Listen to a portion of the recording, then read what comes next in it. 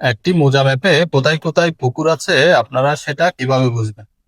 আপনারা সামনে এই যে দাগটি দেখতে পাচ্ছেন, 5482 দাগ, এই দাগটি হচ্ছে একটি পুকুর।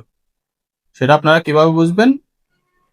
শীটে যেগুলা শীট যখন করা হচ্ছিল তখন থেকে যেসব পুকুর ছিল সেগুলোকে শীটে এভাবে চিহ্নিত করা হয়েছে।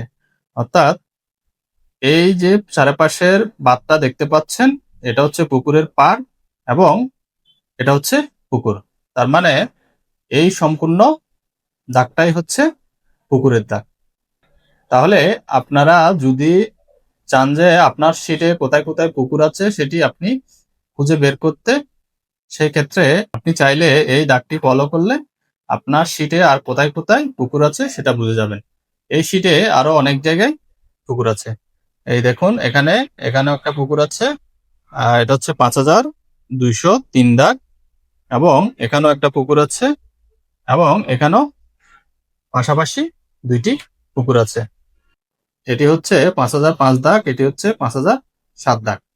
এরকম আবার তার পাশেও একটি পুকুর, এটি হচ্ছে 4200 দাগ।